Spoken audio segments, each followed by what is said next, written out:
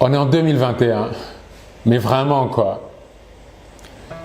C'est comme si on venait tous de se réveiller du rêve le plus bizarre de notre vie et qu'on se demande s'il est vraiment fini.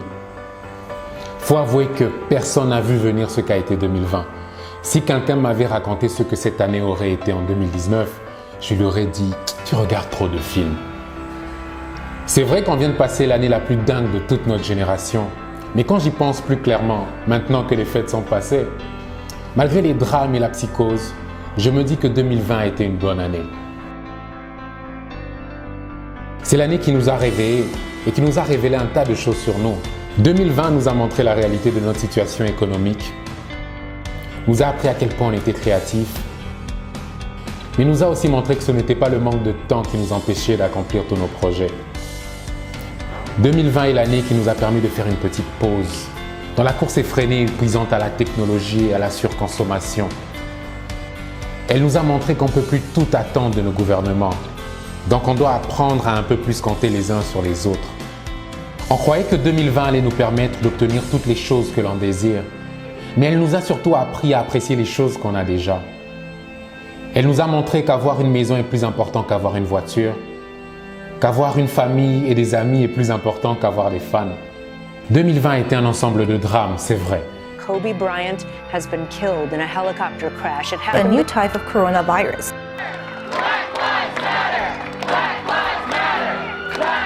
Syndicat de Colo est décédé accidentellement à l'âge de 48 ans à Dubaï. Mais aussi de vrais moments d'appréciation. 2020 nous a appris à apprécier la vie, simplement. À la fin, 2020 nous a révélé à quel point nos vies sont en chantier. Un peu comme le studio de production que je suis en train de construire derrière moi. Il y a encore beaucoup de travail à faire pour que tout soit comme on veut. Mais on est déjà tellement plus loin que là où on a commencé. Pour moi, perso 2020 m'a fait réaliser à quel point j'aime faire des vidéos et créer du contenu. Tout excité aujourd'hui parce que je viens de vaincre une de mes peurs, la peur d'être devant la caméra. Hey guys, c'est Danny. Je vais faire un truc que je n'ai pas fait depuis longtemps. Je suis à Cape Town, là vous voyez Cape Town derrière moi. Alors je vais passer 5-6 jours ici. J'ai essayé de faire une petite vidéo vlog, juste pour le plaisir. Cher Monsieur le Président, Attends, je vais mourir et tout ce à quoi je pense c'est le nombre de likes que je vais faire. Suis-je le seul à penser comme ça? Tu n'as pas seulement besoin de te retrouver derrière un bureau. Si tu as un talent que tu veux montrer au monde, si tu as un savoir-faire peut-être que tu veux partager avec les autres. Ta guitare, un instrument magique. je pense que le cinéma est la seule chose qui peut changer notre pays. La raison pour laquelle je suis entrepreneur, c'est que je veux qu'il y ait le plus de gens qui, quand ils disent merci à Dieu pour ce repas, que j'ai contribué à ce repas. Et pour ça, j'aimerais dire merci à toutes les personnes qui ont commencé à me suivre, qui ont aimé, qui ont partagé, qui ont commenté mes contenus cette année. Mais surtout les personnes qui prennent le temps de m'écrire en inbox et qui donnent un sens à ma passion. C'est vrai que je n'ai pas fait autant de vidéos que j'aurais aimé, surtout à la fin de l'année.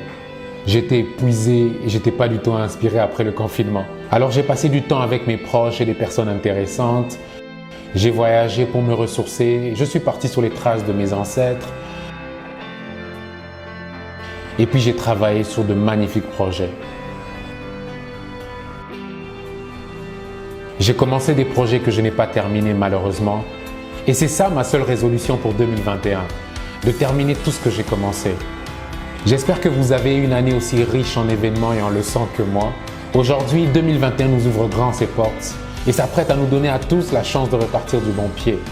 Donc pour cette nouvelle année, je vous souhaite d'être vrai avec vous-même, de vous trouver une nouvelle famille qui n'essaye pas de vous changer, de nouveaux amis qui veulent aller dans la même direction que vous, d'être constant, d'aller au bout des choses que vous entreprenez.